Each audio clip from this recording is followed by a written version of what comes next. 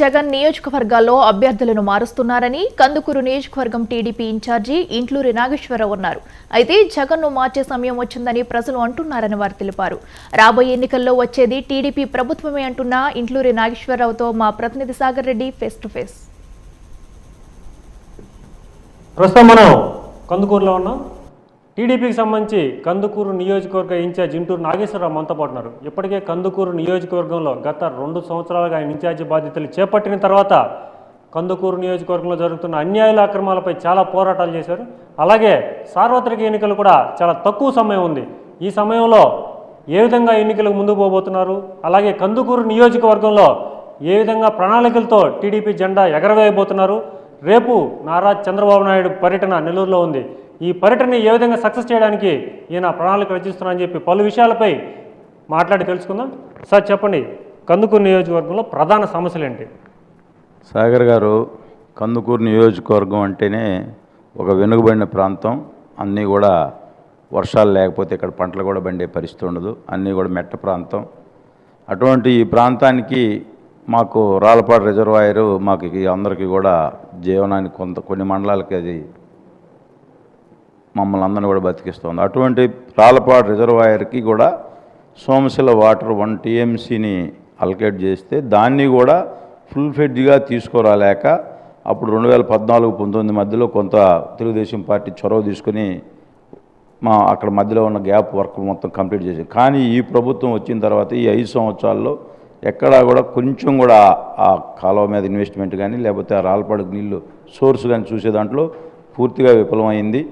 రేపు 2024 తర్వాత వచ్చే తెలుగుదేశం పార్టీ ప్రభుత్వంలో రావాల్సిన 1 TMC నీటిని ఫుల్ ఫెడ్జ్గా ఆ రాళ్ళపాడు రిజర్వాయర్కి తీసుకొచ్చి ఆ ప్రాంత రైతులను ఆదుకునే దాంట్లో తెలుగుదేశం పార్టీ కృతనిశ్చయంతో పనిచేస్తుందని చెప్పి సందర్భంగా తెలియజేసుకుంటూ, అదేవిధంగా ఇక్కడ పారిశ్రామికంగా కానీ అభివృద్ధి పరంగా కానీ మాకు నోచుకోలేదు ఈ నియోజకవర్గం 30 సంవత్సరాల నుంచి కూడా. రేపు 2024 తర్వాత ఈ నియోజకవర్గాన్ని పారిశ్రామిక రంగంలో ముందుకు తీసుకొని పోయి, నాకు కూడా వ్యాపార అనుభవాలు ఉన్నాయి కాబట్టి తప్పనిసరిగా ఇన్వెస్టర్ని ఈ నియోజకవర్గానికి తీసుకొచ్చి ఈ నియోజకవర్గంలో నిరుద్యోగ యువతను కాపాడే దాంట్లో పూర్తిగా నేను నిమగ్నమై ఈ నియోజకవర్గంలోని యువతని కాపాడుకునే దాంట్లో ముందుకు తీసుకొని చెప్తాను. ముఖ్యంగా సహజ వనరులైన ఇటు గ్రావెల్ కావచ్చు, అటు మట్టి కావచ్చు, అలాగే అనేక ఇసుక కావచ్చు, ఇవన్నీ కూడా తరలించాలని మీరు అనేక సందర్భాల్లో చాలా పోరాటాలు చేశారు. దీని మీద మీరేమంటారు?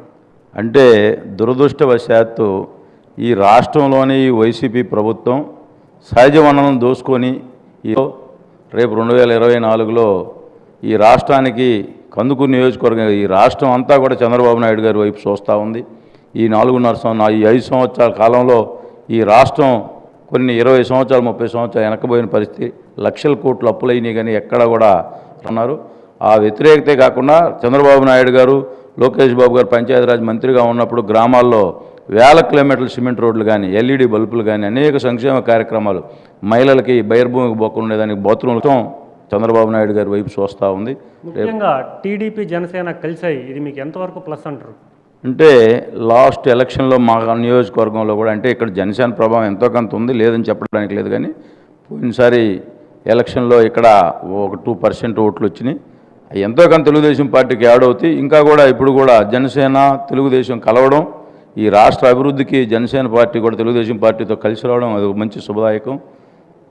ఎందుకంటే ఈ రాష్ట్రంలో ఒక అరాచకం, ఒక నియంత ముఖ్యమంత్రి, ఈ ముఖ్యమంత్రిని గద్దె దించాలంటే అందరం కలిసి ఈ రాష్ట్ర అభివృద్ధి కోరుకునే వాళ్ళందరూ కలిసి పనిచేయడం అనేది చాలా మంచి అభిప్రాయంతో ఆయన మా పార్టీతో పొత్తు పెట్టుకోవడం జరిగింది. తప్పనిసరిగా మంచి ఫలితాలు 2024 తర్వాత ఈ రాష్ట్ర అభివృద్ధి కోరుకునే వాళ్ళందరూ కూడా తెలుగుదేశం జనసేన పొత్తును చూస్తూ ఉన్నారు. తప్పకుండా అది 100% జరిగి తీరుతుందని చెప్పారు. ఎన్నికలకి సమయం మరి ఎంతో లేదు. మీరు కందుకూరు నియోజకవర్గంలో టీడీపీ గెలుపుకి ఏ విధమైన ప్రణాళికలతో ముందుకెళ్తున్నారు? మా ఈ 272 బూతులు ఉన్నాయి.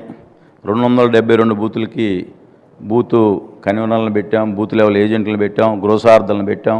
గ్రామాల్లో యువత అయితే స్పెసిఫిక్గా చెబుతున్నాను సాగర్ గారు, ఈ నియోజకవర్గంలో 30 నుంచి 40 సంవత్సరాలు, అంటే 20 నుంచి 30 సంవత్సరాల మధ్యలో ఉన్న యువకులు గ్రామానికి పోయినా ఫస్ట్ వాళ్ళే వచ్చి నన్ను భుజాల మీదకి వేసుకుని మోసే పరిస్థితి ఉంది. తప్పనిసరిగా రేపు 2024లో ఈ రాష్ట్రం మొత్తం యువత అంతా కూడా బాబు గారు, లోకేష్ బాబు గారు విజన్ సైజ్ చూస్తుంది.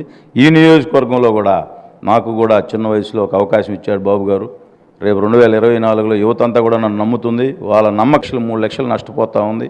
అలాగే మీరు ఈరోజు చూస్తూ ఉంటే మా రోజు మద్యపాన నిషేధం అని చెప్పాడు. ఈరోజు గ్రామాల్లో అంతకుముందు భయపడేవాళ్ళు బెల్ట్ షాపులు అమ్మాలని తెలుగుదేశం పార్టీ ప్రభుత్వం. ఈరోజు ఒక్కొక్క విలేజ్లో 10 నుంచి 15 బెల్ట్ షాపులు ఉన్నాయి. అంటే ఈ రాష్ట్ర ప్రజలకు రేపు నువ్వేం చెబుతావు? 2019లో నువ్వేమి హామీలు ఇచ్చావు ఈ రాష్ట్రానికి? రేపు 2024లో అవి నెరవేర్చావని అడిగే పరిస్థితి ఉంది జగన్మోహన్ రెడ్డి గారిని. అందుకే బయటికి రావడానికి కూడా భయపడిపోయే పరిస్థితి ఉంది. ఈరోజు ఈ క్యాండిడేట్లు మార్చడం కాదు, నిన్ను మార్చడానికి ఈ రాష్ట్ర ప్రజలందరూ రెడీగా ఉన్నారు. అది గుర్తుపెట్టుకోవాలి. ఎక్కడ క్యాండిడేట్లు మారిస్తే ఏదో మొత్తం మాకు సపోర్ట్ అవుతుంది. అసలు రాష్ట్ర ప్రజలే నిన్ను మార్చడానికి రెడీగా ఉన్నారని చెప్పి ఈ సందర్భంగా చెబుతాం.